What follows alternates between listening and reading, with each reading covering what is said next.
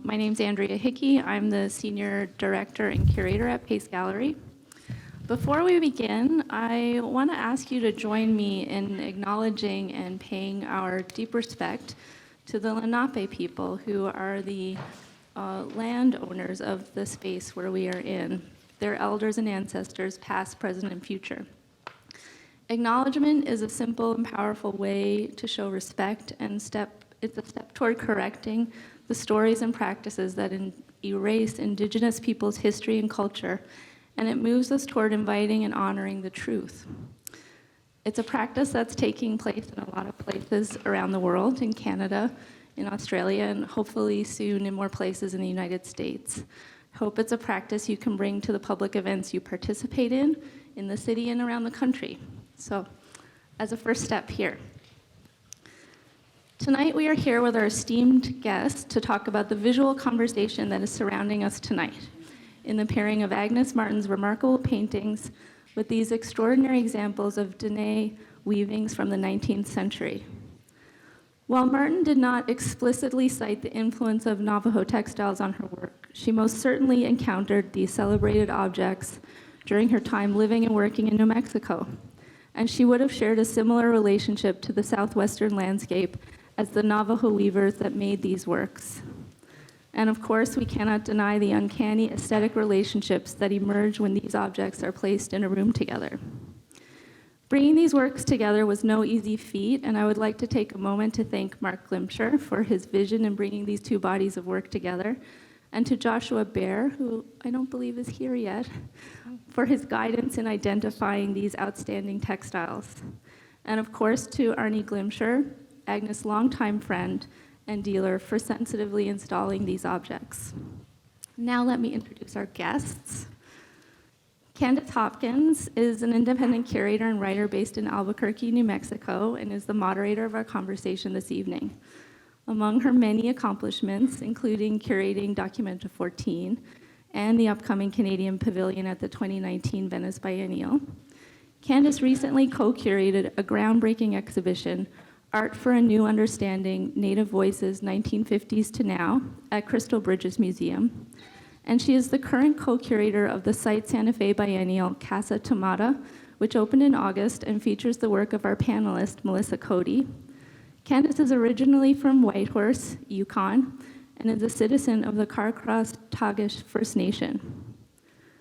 Nancy Princenthal, our resident Agnes Martin expert, has been writing about contemporary art for more than 25 years. Her recent posthumous biography, Agnes Martin, Her Life and Art, published in 2015, received the 2016 PEN American Award for Biography. Nancy's essays have appeared in numerous monographic catalogs, and she has contributed to the New York Times, the Village Voice, Art Forum, and Book Forum, among others, in addition to serving as the senior editor at Art in America for 5 years. Lane Hedlund is a cultural anthropologist, curator, scholar, and since the 1970s, she has conducted fieldwork among Native American weavers. Her 2004 book, Navajo Weaving in the Late 20th Century, Kin, Community, and Collectors, received the Arizona Library Association Award for Nonfiction, and her most recent book, Navajo Weavers of the American Southwest, was published this fall. Melissa Cody, last but certainly not least, is a fourth-generation textile artist from the Navajo Nation of northern Arizona. She is recognized for her skill in traditional weaving techniques and the fusion of eclectic contemporary themes with traditional Navajo tapestry design. The inspiration for her designs comes from traditional weaving patterns, utilitarian weaving blankets, and significant historical events such as the Long Walk of the Navajo. Melissa most recently exhibited her work in Casa Tomata at Site Santa Fe Biennial. Please join me in welcoming our panelists tonight. Thank you.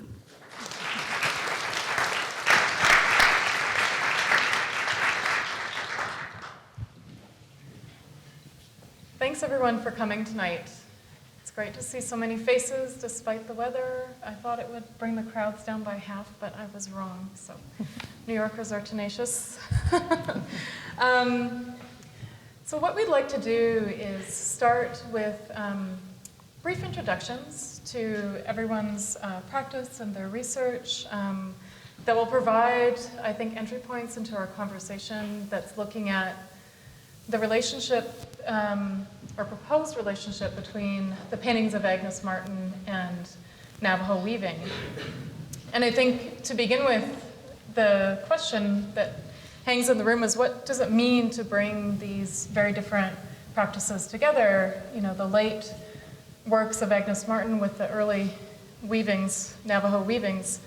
Certainly, I think it's obvious that there are formal relationships, the horizontal lines that you see in the weavings, the use of a relatively limited palette in these first, and second, and third wave weavings, or third phase weavings.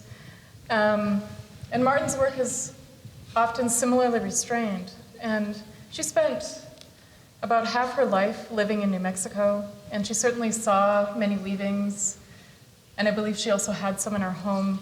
But that doesn't necessarily mean that there's a kind of one-to-one or a direct or a very simple relationship that has been put forward with exhibitions that have often tried to make a kind of affinity between indigenous practices and modern art, where, you know, the work of Native artists was used as inspiration for a greater, you know, higher art by an artist who had a name.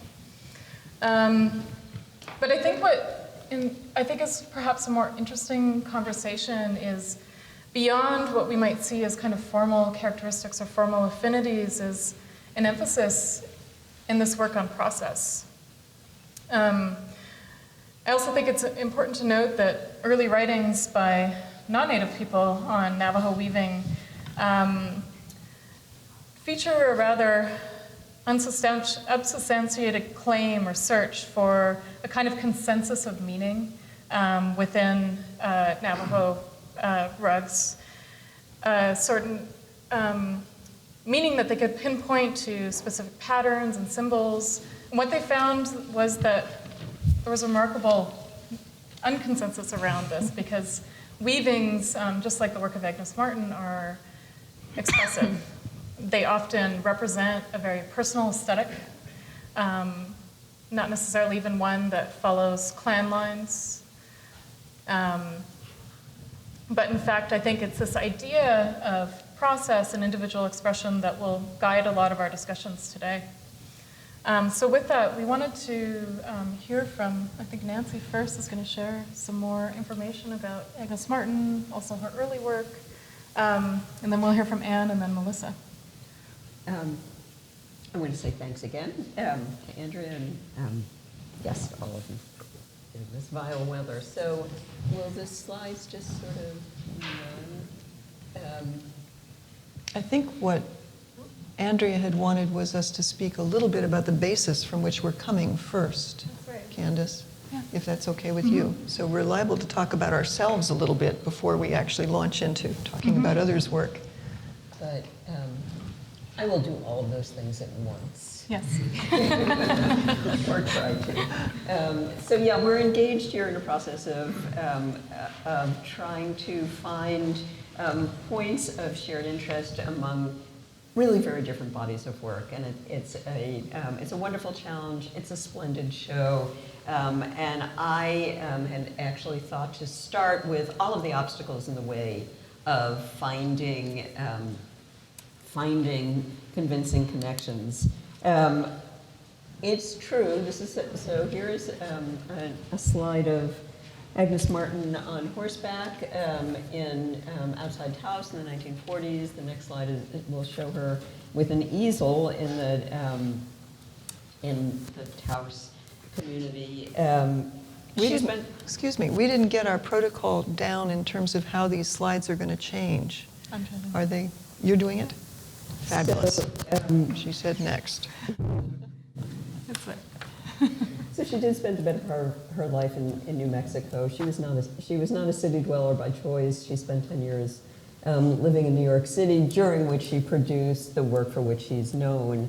It was an indispensable trip for her, or period of residence for her, and there is an argument to be made that it's almost impossible to have a successful career as an artist, working only in isolation from a concentrated group of fellow-minded practitioners. And there are indications in these slides too, the work that she was making when she was in New Mexico in the first period. She was there in the 40s and 50s. She went to New York in the early 50s as well to extend her education. And then she returned to New Mexico after her 10-year period in New York, 57 to 67, and stayed there until she died in 2004. So we're looking at both. What just went by was, a couple of paintings of the work she was doing when she was in Taos. This is Bluebird. Previous one was Midwinter, mid-50s. This would be her first extended exposure to the work of Pueblo and Navajo peoples, and also the work that they were producing. Obviously, there's not a clear connection in this imagery of that influence. And, you know, I should say that Anne and I did a shorter version of this talk a couple of weeks ago in Palo Alto. And one of the ground rules we had, and Candice has mentioned this as well, is that we're not going to talk about influence. We didn't want to. It seemed, and Andrea was part of this conversation as well, it seemed unprovable. It was of absolutely no interest to Agnes to talk about her work in relationship to anything other than her internal experiences, how they could be shared, how they were shared universally, and also, to a much lesser extent, her relationship with artists of her own generation. She vigorously resisted any identification with anything that had to do with craft. So if we go a little further, there should be a slide of, these are paintings from the 1960s. All of the paintings of Martin's that are in the gallery from the 80s, 90s, and early 2000s, the latter part. This is Lenore Tawney, who is on the screen, because she was very close to Agnes during the period when they were in New York. They titled each other's paintings and shared a great deal in terms of their aesthetic interest, but also, obviously, because Lenore was a weaver, that was her work. It was a period in the early 60s when craft was having an explosion of interest as sort of positioning itself within the vanguard art world. And again, close as she was to Lenore, Martin had absolutely no desire to be identified as someone who was engaged with craft, interested in craft. Though she was making very tightly woven grids at this point, she definitely didn't want them discussed on those terms. I wanted to say, in connection with the conversation that we're going to be having, and these are the two sets of relationships that we'll be addressing: the relationship to indigenous peoples, to First Nation weavings, and also the relationship between fine art and craft. There are precedents for considering both of these connections. There was a 2001 show called Kindred Spirits here in New York. The subtitle was Native American Influences on 20th Century Art. It included paintings by Martin and also Navajo chief blankets on the walls here. In an essay for that show's catalog, Carter Radcliffe remember seeing a Navajo blanket in Donald Judd's loft. This is pretty interesting. In 1972. It's interesting to me partly because Judd was one of the first people to review Agnes Martin's work, and he compared it to Textiles, which of course annoyed her no end. And so Radcliffe writes about seeing this blanket in Judd's loft. This makes sense. The Navajo rug now belonged to the empire of minimalism. And he used that term advisedly because he followed that by saying the recognition of a non-Western object was meant to be an egalitarian gesture. It was considered generous in a detached, thoroughly modernist mode. And then he goes on to say, essentially, we do the Navajo no favors by appropriating their culture. this is a further quote of Radcliffe, "The truth about the art heaven of pure form," which is the umbrella under which these two bodies of work could putatively be associated. That art heaven is an imperialist invention designed to colonize the aesthetics of non-Western cultures. So that, of course, is something that we have to be aware of. And another major problem, is this not working? It's not working appropriately, I'm afraid. I'm so sorry.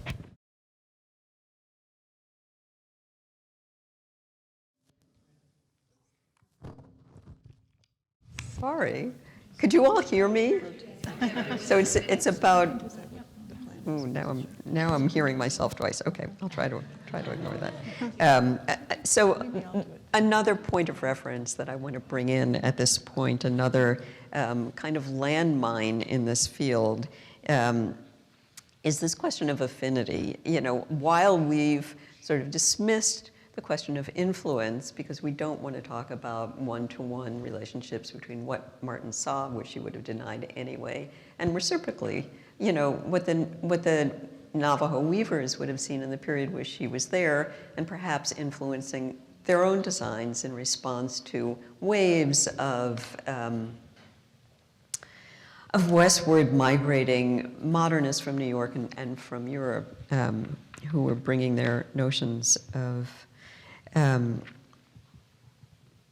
pure form to the Taos community. There is this precedent of this infamous primitivisms in 20th century art, an affinity of the tribal and the modern, which I'm sure many of you were familiar with, the 1984 show. And in that show, the indigenous objects were shown side by side with works by Picasso, Braque, and others, and were said to be connected by affinity rather than influence. And on that occasion, Tom McEvely, the critic, effectively argued that affinity was a way, that term was a way of both co-opting the tribal object, so-called, as if we were all united under the flag of pure art. That's the point that Radcliffe referred to. And also of failing to acknowledge the direct impact that the various tribal artifacts demonstrably had on the modernist work. McEvely wrote that the curators revealed the autistic reflexivity of Western civilization's modes of relating to the culturally other. So these are some of the obstacles. I want to say that as the conversation goes forward, I think we're going to find very illuminating points of shared interest that can dispel some of the contentious stuff that goes along with that history. And I think what we'll be talking about is shared notions of process and also of meaning, ways of talking about beauty, ways of talking about the landscape. So I think I've probably gone over my time and I'll stop. Sure. So I landed in Arizona in the early 1970s to go to college, and almost, so let's start it out. Forward? That one? Oh, good. Yes. I landed in Arizona, and going to college there discovered both the Grand Canyon and Navajo country as my backyard. I was a geology major, but I started hiking and exploring the North Country of Arizona and New Mexico, and rapidly discovered that there was some very, very interesting art being created in that country. I come from a Scandinavian heritage myself, in which we have weavers in our family, and immediately was interested in the weaving from my own perspective, my own family as well. It took me into the outback. I quickly learned I was no artist myself, but I became eventually, very slowly, a cultural anthropologist who was interested in living artists and what they do. It took me into the outback to visit people working outside with their families, to working inside on very big modern looms. I explored some of the newest forms of weaving in the 70s, 80s, and into the 90s. And now I found myself 45 years later still doing the same thing. I balance my career between working with 19th century Navajo weaving, the origins of Navajo weavers' work, in museum collections and in private collections. I balance that with working with living artists and their families, both in the Outback and now, as I've gone through time. Weavers will bring their children to college. Weavers will go to college themselves. I meet them in New York, or I meet them in other cities, as well as continuing to work in the Four Corners area.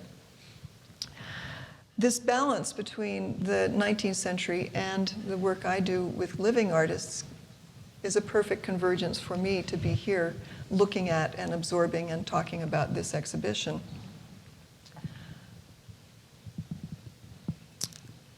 There are 4 major principles that I learned about during the course of work with Navajo weavers. And I did do a dissertation there, so I was required to sum up and give my own perspective on what was going on. Most of that came from looking and watching and weaving with some of the artisans as well. One of the principles that I'd like to share is that of Hojon, which is known in Navajo as harmony and balance. And it is one of those principles that affects the spiritual world. It affects one's emotions. It affects how one deals with time.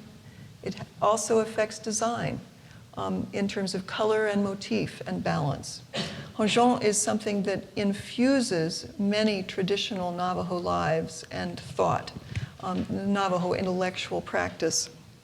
And it's a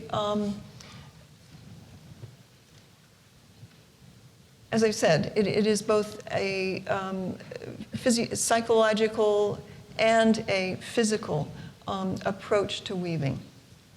Another major principle that I began to understand was that process is much greater than product. That the time it takes to have a piece on the loom, the skills it takes to do the spinning, the raising of the sheep, the dyeing, and then the production of the work itself. The heritage from which this comes and the honoring that many families give to that physical process, and the land and the materials that come to this work all come together to mean a great deal as far as Navajo weaving goes. The designs on blankets and the designs on subsequent rugs and tapestries have some import, but so much less than the actual process that the artisans bring to their work. It is that action that really counts in many cases. And these are things that we're going to discover some parallels with Martin's practice as well, or at least I discovered them in reading your biography of Martin. Autonomy is a third principle that I want to tell you about, because it has so much to do with the nature of Navajo culture relying on individuality. There is so much variability among weavers, and that's true in terms of, here you see a male weaver, Larry Yazzie. Not all Navajo weavers are women. In other ways, the motivations to weave vary from one family to another. The intentions, the ways of selling their rugs, the ways of keeping their rugs for their own family. Many different attitudes towards weaving are an aspect that I think is overlooked often when we look at the older literature on Navajo weaving. And finally, there is a sensibility, and here you see Nellie Begay with a chief's blanket, but a contemporary chief's blanket. These designs do have continuity. Weavers are looking back as much as they are looking forward. They are balancing their heritage with the contemporary art market and the art world as well. Oops, we'll go back to one. We will not.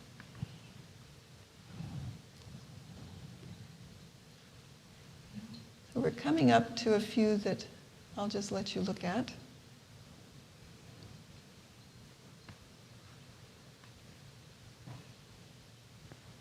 Some of the more contemporary pieces. D.Y. Begay is a weaver out of Santa Fe who is very clear about her design of her exhibitions as well as about her work. And so the last few slides I want to show you bring Navajo weavers into other media as well. DY has collaborated with Nina Solomon to make a ceramic mural at the Heard Museum in Phoenix that you see here, based on one of her vegetal dyed weavings. Ramona Sakiestewa works in a very contemporary style from her Hopi heritage. She has designed the entryway to the National Museum of the American Indian in Washington, D.C. You see the copper and metal construction, a detail of that. And I'll close there for the time being. I think I've switched to Melissa's. Yeah, everybody. Shay Melissa Cody in Asia.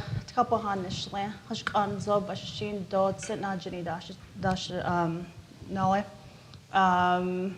I'm from Flagstaff, Arizona. I am a fourth-generation textile artist. I come from a smaller community from the Western Agency of the Navajo Reservation called Loop, No Water Mesa, Arizona. I predominantly work in the realm of Germantown, which dates back to the Long Walk era of Navajo history. I began weaving when I was 5 years old, so I have about 30 years under my belt, working in textiles. I learned how to weave from my mother, my grandmother, and my aunts as well. I grew up in a large family. My dad has 15 siblings, my mother has 13. So with having that extended family and cousin base, I grew up with weaving pretty much in every household that I ventured out to. I grew up on the reservation, but I also grew up in Austin, Texas, and in Southern California near Oceanside. So I also got a chance to see the outside world outside of the reservation. So with the work that I do, you can see that it's very brightly colored. The materials that I use are plied yarns that are aniline dyed. If you want to go back. So some of the more recent works that I've been doing are based off of the Germantown revival style. Within the last 10, 15 years, there was a kind of a reduction in weavers who were of a younger generation. So what I wanted to do was reinvigorate the medium and have people of my age range bring a fresh story to the tradition and make sure that our voices were heard, because our voice was getting lost in a lot of the so-called traditional regional styles that were brought in during the reservation era. So with this piece that you see right here, I've been working with reclaiming the Navajo whirling log. If you don't know about the whirling log, you'll first think of it as a swastika. But the way that the Navajo translated, it's actually flipped the opposite direction and turns the natural direction of the world, which is clockwise.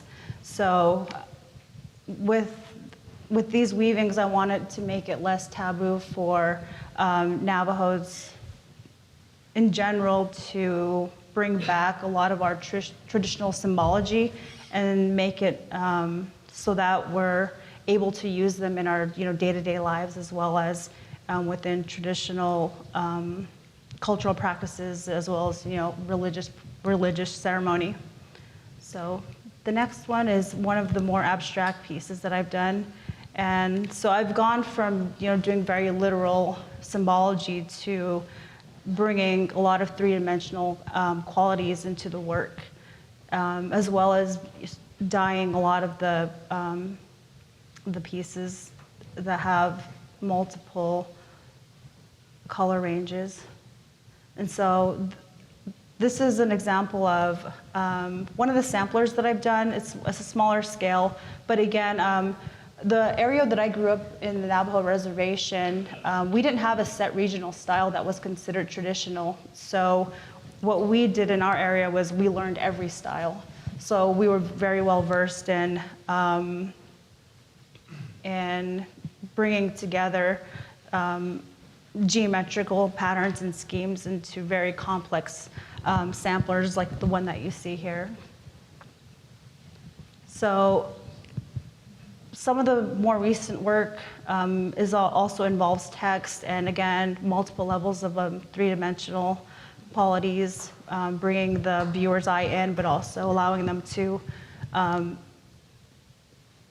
travel the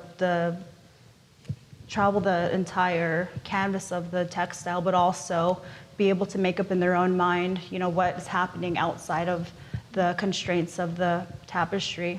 And here's another example of woven words and text. This is part of the series that I've done of the larger pieces, which range in about 6 feet to 7 feet tall. This piece I called Patch Germantown, and it's basically kind of going off of the idea of bringing like almost a quilt work quality to the textile, where you're breaking parts from traditional patterning and then reconfiguring them into one cohesive textile. So again, this one kind of was paying homage to being a product of the 80s. So again, video game influence, Nintendo, all of that. This one is called the dopamine regression. And this came out of an era where for about 20 years, I didn't title my work. It was just very vague, what it was made out of, or they were just untitled. But I started to make work that was very much representative of my personal story, and started titling the work so that it, was a stamp on a specific time of my life. So this series was about 8 pieces that I had done based on Parkinson's, as my dad was diagnosed with it about 6 or 7 years ago. So this is the largest piece out of that collection, and it's about 6.5 feet tall. This piece is called World Traveler, and it's about 7 feet tall. So again, it's bringing in a lot of Navajo characteristics in terms of the different swatches of traditional and regional patterning, but also reconfiguring it into the way where your eye is constantly moving in and out of the different planes of the textile. And then also, studying op art and bringing in that, again, 3-dimensional, 4-dimensional quality to the work. That's great. Thanks, Melissa. Yeah. Thank you. I think it's really clear you see this relationship, particularly in Melissa's work, but also the works on the wall, between perception, so yourself as you're looking at a piece. This work in particular, the area in the center, the blue and the red, and you can tell that you were studying op art because it starts to move, your eye really moves around, and so there's all these different aspects to that weaving that kind of, that you follow as you're experiencing it. And I also know that Agnes Martin was really clear, she was very, I think, particular about how people understood her work. And she said that she preferred perception over analysis. She did. She did. And, but one thing that I wanted to ask you, Nancy, was you shared with us a lot of earlier works, and a lot of works that she was probably unhappy were saved in a way. She said that she was very poor for actually most of her life, until her later years. And every now and again, she would sell a work, and then she would, be dismayed because she knew that that work didn't achieve, what she wanted it to achieve, and so she would have a kind of annual burning of her paintings, and she did that even in her Taos years. But I wanted to know if you could tell us a bit about the process that took her from those works, which were, you could see the influence of Expressionism, they are representational, to getting to this point. Getting to the point of the works on the walls, right. are all of the mature work, which emerged in pretty punctually in the early 60s when she came to New York. And, I think as with most artists, it was a long, long process of gestation that when the work arrived, it seemed inevitable. And she described it in a very idiosyncratic way that had to do with what she called inspiration, and some of us may feel also had the character of a vision. She talked about the composition of a painting coming to her mind's eye, fully formed, ready to go, but at the size of a postage stamp. And so the job was to enlarge it to these 6 foot, and when she determined what her format was going to be, these grids and stripes, she determined that that format was going to be 6 foot square. That was a very important size for her. It felt big enough to be immersive. It was more or less arm's length. And as Candice has said, she identified with the abstract expressionists and was interested in expressing these universal emotions. But to get back to, how she arrived at this, so she had these postage stamp size images that she had to then resolve to the dimensions of these canvases. And so there are endless calculations that helped her. She was not much of a mathematician, that helped her make this translation. And so if anyone has seen, there's a very beautiful book that Arnie Glimcher made about his long relationship with Agnes Martin. She started showing with Pace in 1974, when she was 60, but that was 62. That was still a point where she had a lot of her work ahead of her. So the end papers of this book show these calculations. They're kind of mad. Mm-hmm. But I don't know how far you want me to go with this answer. There was this, very adamantly insisted on relationship to images that came to her as these fully formed inspirations. And all she talked about was the abstract emotional states, the universal states that they would express once she had got them on canvas. But I think in all of our conversations, we've also talked quite a bit about things that were so clearly influenced both by the cultures that she lived in and by the landscape that those cultures shared, the Western dwellers in northern New Mexico, the Western dwellers coming from the east, and the Native Americans who are living there. So there is the landscape, and there is a commitment to a very important part of the process, which is that it's all hand-drawn. Mm-hmm. And that very meditative, you can feel that in, I think, all of her work, the meditative process of realizing this work, which in some ways was foreordained by these inspirations, but in another sense really grew organically out of the layers and layers of paint that were put down, out of the very slow and sometimes relined, repetitively lined, perpendiculars and horizontals that comprised the composition. So apart from the spiritual influences that came to her when she was in New Mexico in the 40s and 50s, and later in New York, I think those are really important shared points of contact. I'll jump in for a minute to bring that around to Navajo weaving as well. All of the Navajo blankets in these galleries were made between 1800 and 1875, basically in the first 3/4 of the 19th century. And if you have seen this period of Navajo weaving, you begin to recognize that there is a vocabulary, there is a repertoire of motifs. But every one of these pieces is absolutely unique in its quirks. Mm-hmm. Every one of these pieces has just a little bit of this or that that's different from any other piece woven during this period.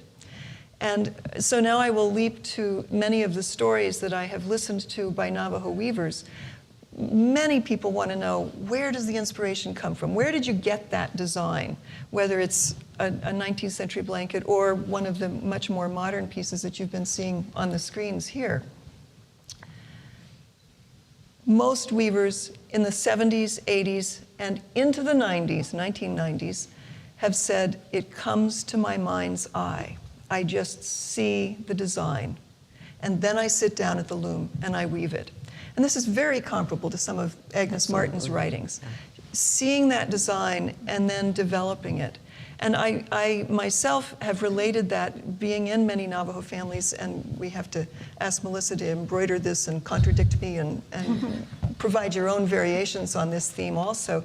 But when you think about a Navajo rug or blanket being woven in a Navajo home, it spends a very long period of time on the loom. Mm-hmm. Many people say, oh yeah, Navajo weaving. Yeah, but it's sold, it's commercial. These blankets, in fact, were almost all traded out of the Navajo family, often to Plains Indians, sometimes to military soldiers. They're traded, yes, but they've already spent a very long period of time growing on a loom in a home where the kids, the family, visitors see them as they would a canvas on the wall. So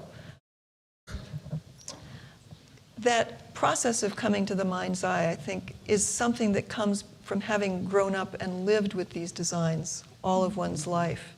And when one comes to the loom, to be able to visualize that and visualize the proportion, it goes back to the Horjon principle that I mentioned before, harmony and balance.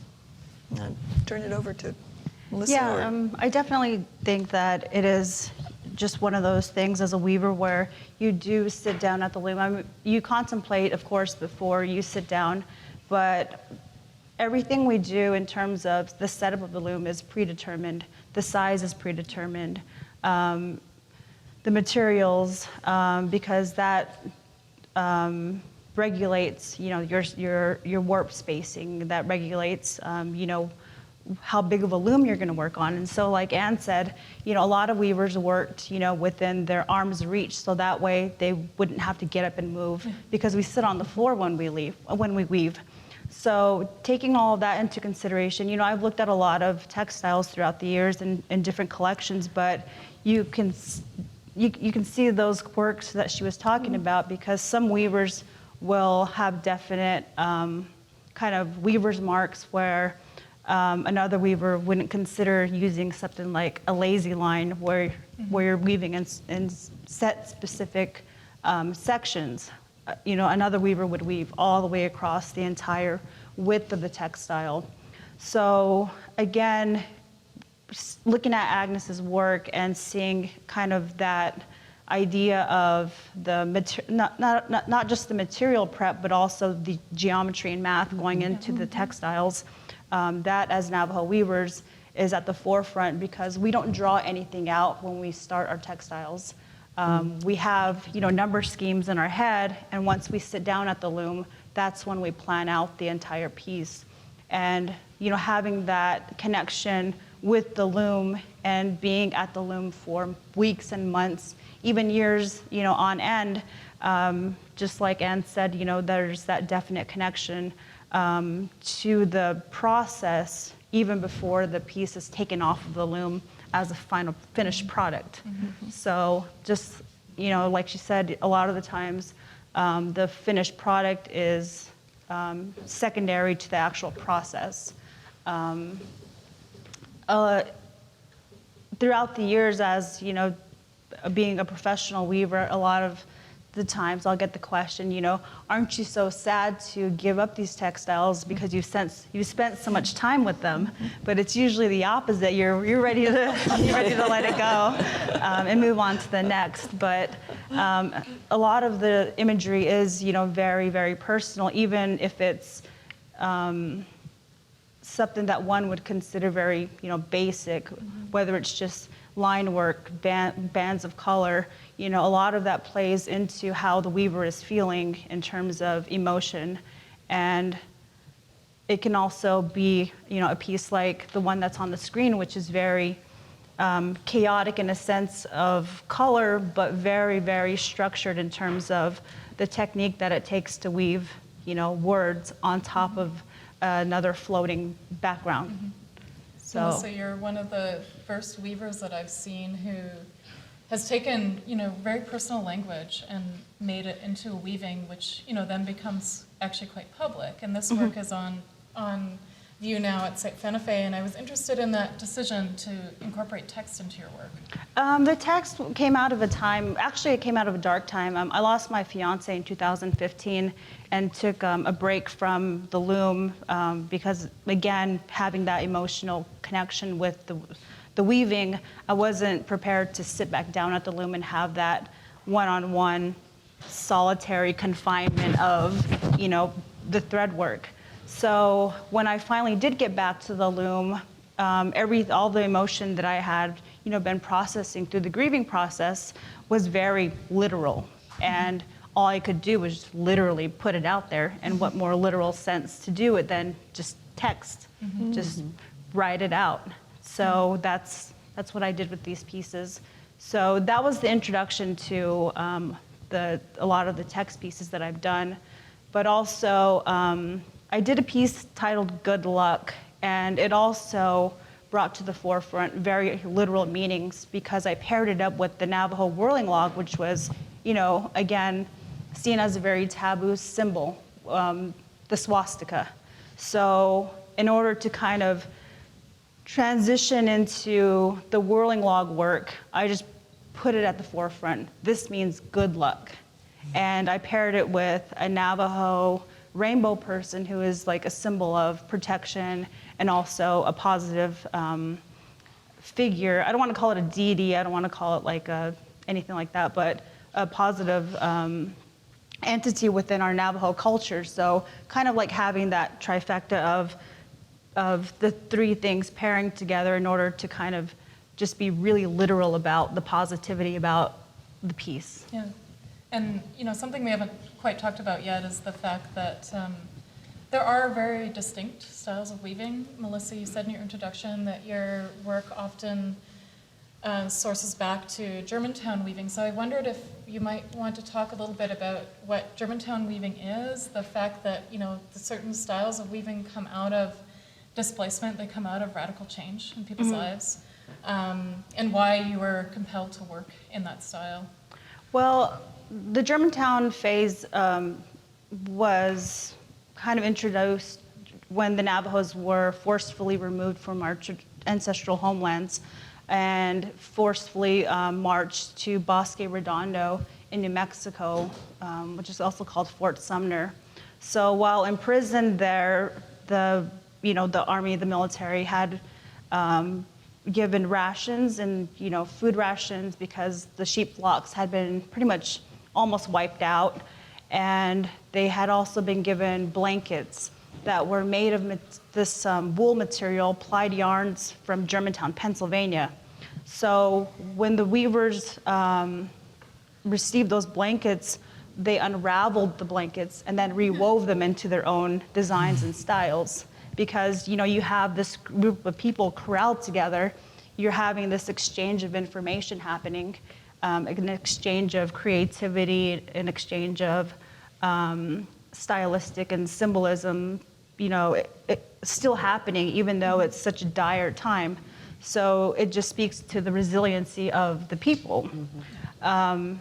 So again, when I brought up that Navajo weaving had kind of become stagnant, and even us as weavers, we were drawn into this idea of what is considered tradition. And a lot of the patterning that we had been considered traditional up until that point was greatly influenced by the railroad, by traders, by Persian rug catalogs, that came from Europe, that came from back east. So at that point, I was really questioning, what is our current tradition? What speaks to the current generation, and what are we contributing to this timeline of history as it pertains to Navajo textiles? And so that's where I wanted to kind of bring back that resiliency that I saw in that Germantown style and bring it to the forefront again, and make work that, again, spoke to a current generation in drawing them into the medium and kind of bringing that flame back, but also allowing that generation to make a work that spoke to a personal story, as opposed to, I'm from this region, I'm supposed to make this design. I'm from this family, and we only weave this design or this style or use these colors. So it kind of brought that idea of having a name attached to the textiles rather than it being an ethnographical medium where it's described by region first or tribe first or material first. The weaver's name should be at the forefront and bringing it out of a craft into fine art. Mm-hmm. Something that we were talking about just before is, and I know you spoke about this in your earlier conversation, was the idea of status. We talked about the tolerance for invention, which Melissa, you were speaking about in these communities, but it was also something that Agnes Martin was quite preoccupied with, where she sort of shifted between being like quite a radical outsider to also being an insider throughout her entire career. She had a complicated relationship to a very progressive community of artists with whom she lived when she was in New York. Of course, what she did was entirely her own. It wasn't invented without any reference to the artists with whom she was close when she was here. She was close with Ad Reinhardt. She was close with Ellsworth Kelly, with Lenore Tawney, who I showed a picture of. She was looking at other artists who were also. Jasper Johns was part of the community in Coenties Slip when she was living down there. That's the area around the seaport in which she lived. So she was forging a vocabulary that had been gestating. She had been working from biomorphic form toward a more hard-edged abstraction. She experimented with assemblages based on the kind of detritus that she found around the seaport. So all of that was happening, and there was, of course, an encouragement of stepping outside of tradition. At the same time, we've also talked about how much tolerance there was for a woman artist, from a distant community, from the plains of Saskatchewan, for God's sake. I mean, you could hardly be further from the cosmopolitan New York art world than the prairie that she came from in Macklin, a place I've been to, and believe me, it's a long trip. I've been there. Anywhere. I also want to go back and say that I think she was interested in some of the possibilities that were open to her in relationship to non-Western culture when she was in Taos and northern New Mexico generally. She spent some time in Albuquerque in the 40s and 50s, where among the modernists who were working there, Earl Bistrom and his Transcendental group, the Circle of Artists around Mabel Dodge Lewin, who hosted a whole range of modernist artists, and they were all working very hard or they were all very inspired by the notion of resolving certain Eastern and Western spiritual systems. There was much more influence in the Western part of the country than in the East at that time of Eastern religions, of Buddhism. Came, first to the Northwest before it really arrived in any force in New York City. And there were people on hand who were finding resonance between, say, Buddhism and Native American spiritual practices. And, so Mabel Dodge Lewin is quoted as saying that, she believed that God geometrizes. I'm not sure that's a verb, but she believed it. That there was a spiritual perspective on the geometry of the earth, and you could absorb it, you could feel it, you could express it without resorting to theory, to art criticism, to historical reference, all of which she resisted mightily.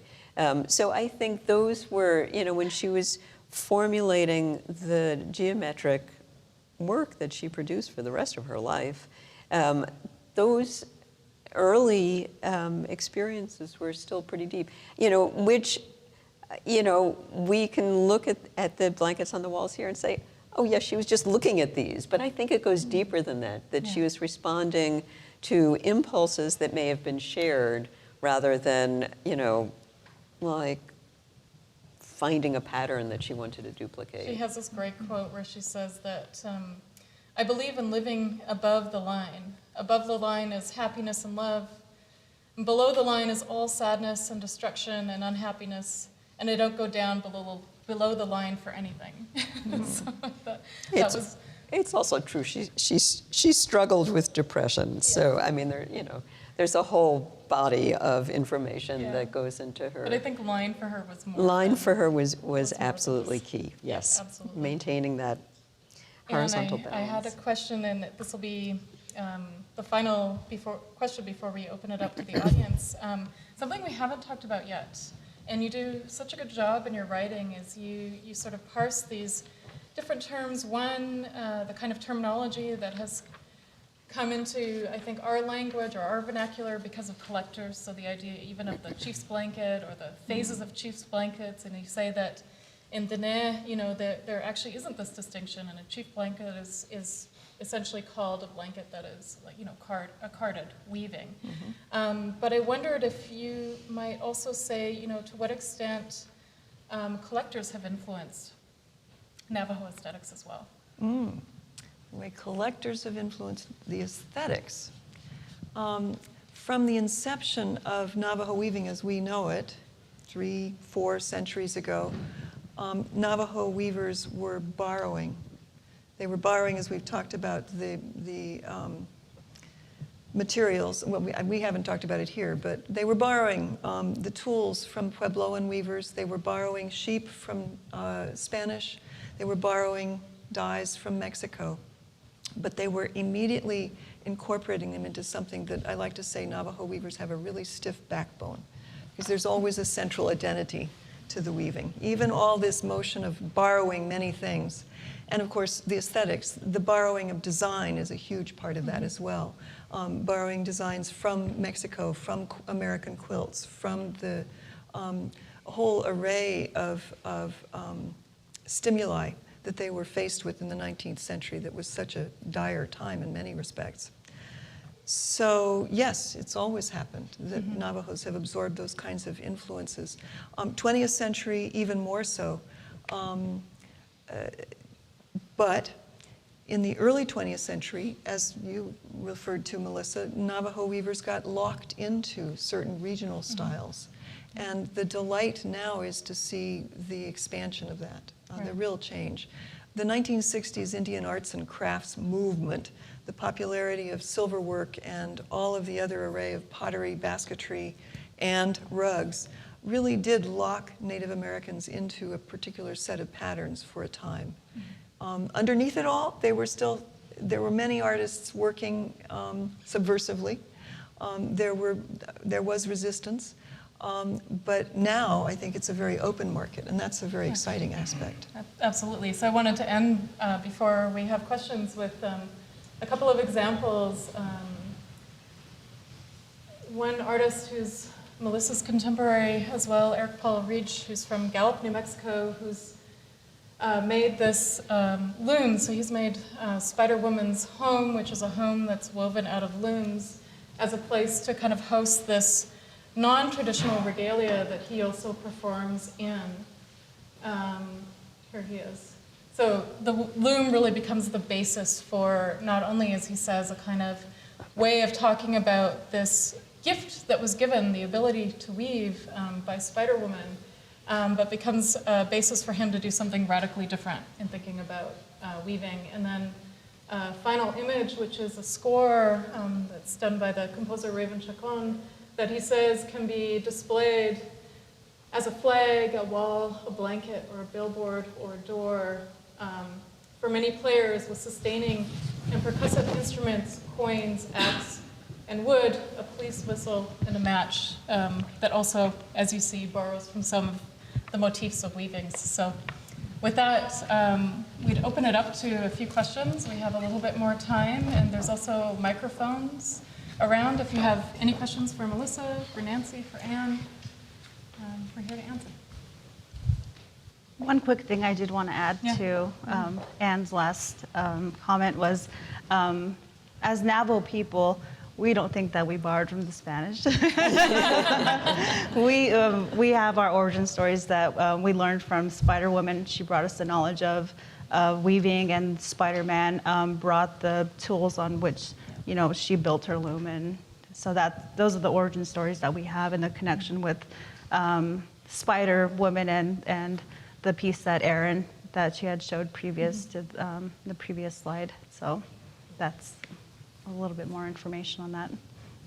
That's very important information. Yes. Yeah. Does anyone have any questions? Start off. Yeah, there's one in the back. Yeah.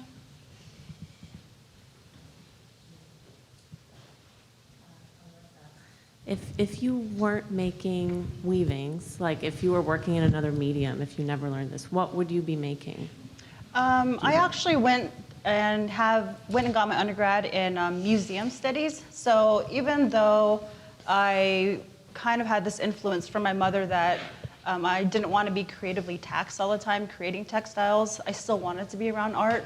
So that's why I went to the art field and museum studies. But in terms of artistic medium, I've picked up printmaking because I found a real kind of correlation between the layering of the inks and the layering of the wefts in weaving. So in terms of like the way my brain operates in that way, it kind of just, a light bulb went off and I really connected to printmaking. I'm a printmaker too. Oh, cool, awesome. Yeah. Anyone else?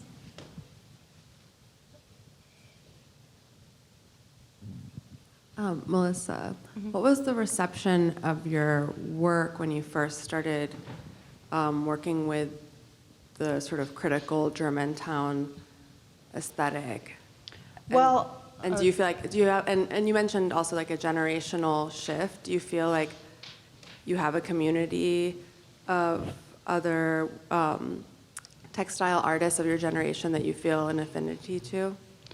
Yeah, when I first started weaving, I was 5 years old, so I had the foundation of the, quote unquote traditional patterning, and really had a strong teacher in my mother who was very kind of vigilant in teaching technical perfection and then aesthetics after. So just really getting a good foundation for learning how to do straight vertical lines very cleanly, diagonal lines, being able to figure out the math equations without, getting out a calculator, a pen and paper, or drawing it out.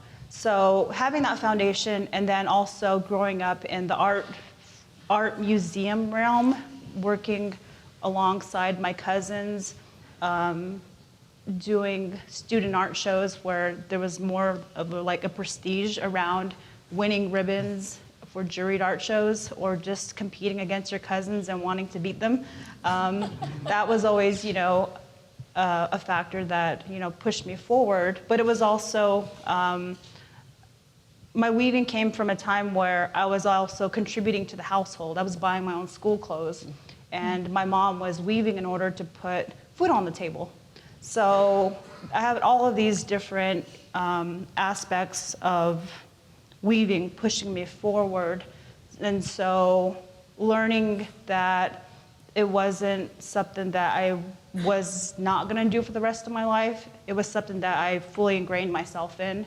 And with that, I felt like I needed to kind of get the respect of the weavers around me who were, who were masters to me.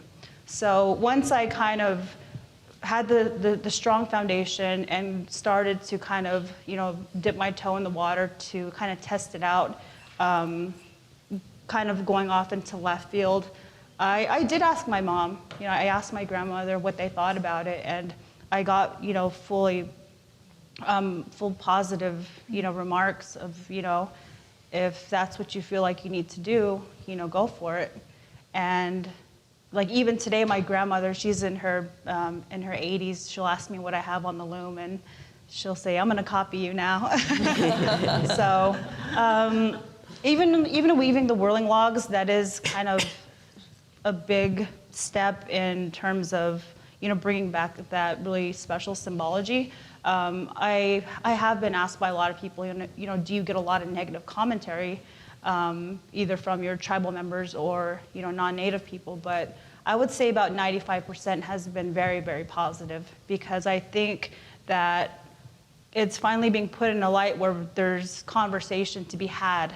And a lot of people, recognize it not only from Native American imagery, but also from Buddhist, Hindu, there's a lot of cultures throughout the globe who identify with the symbol and see it in its positive light.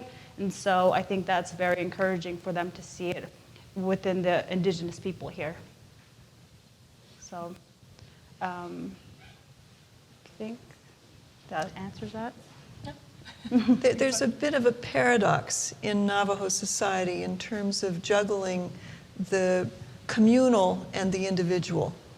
And I think from an external perspective, many people think of almost all Native American groups as very communal, very tribal, very unified in their cultural perspective.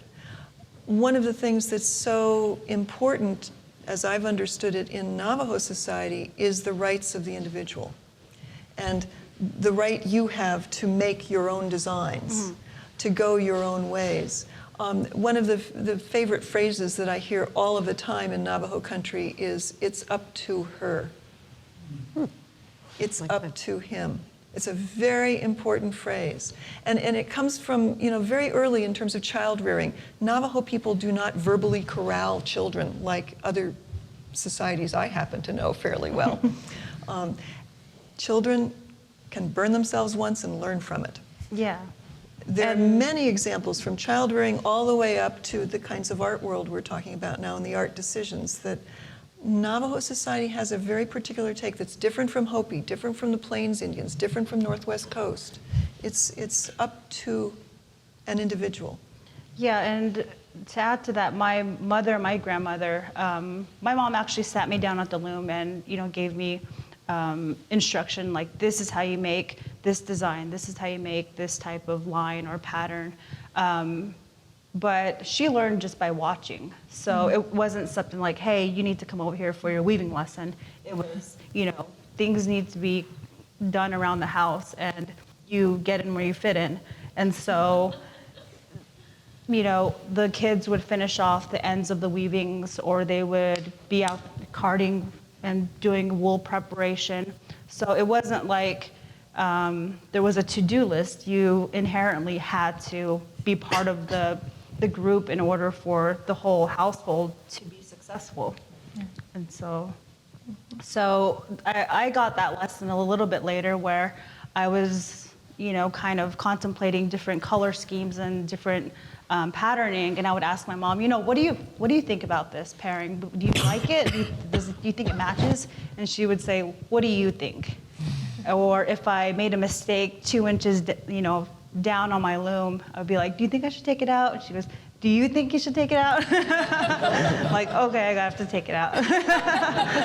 So again, being younger, at a young age, we were just like Anne said, kind of given this this idea that we're able to make these decisions on our own, and to be able to, you have to be able to have that mentality in order to be, in order to thrive.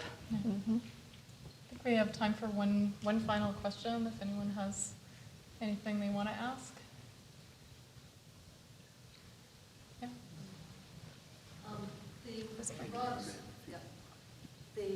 The blankets you have here, were they stored out of light? I can't believe they're so old and there's no fading in the indigo.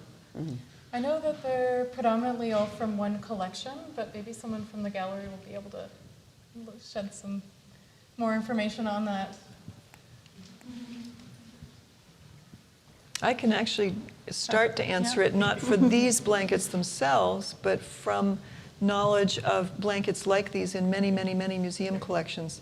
This is an exceptional collection. This is an exceptionally fine collection, but it has cognates in many museums in the city and across the world, and they all are this strong. The natural black is reinforced with a vegetal dye. The indigo that you mentioned is just a really strong, well done dye. I was going to say mordant, I'm not sure there's a mordant in it. You mean, and yes, yes. And the reds are exceptionally strong because they are insect dyes, cochineal and lac and combinations. But these rugs have not been any more or less cloistered than others that look the same. Yeah. So thank you everyone for coming out. Thank you to our panelists.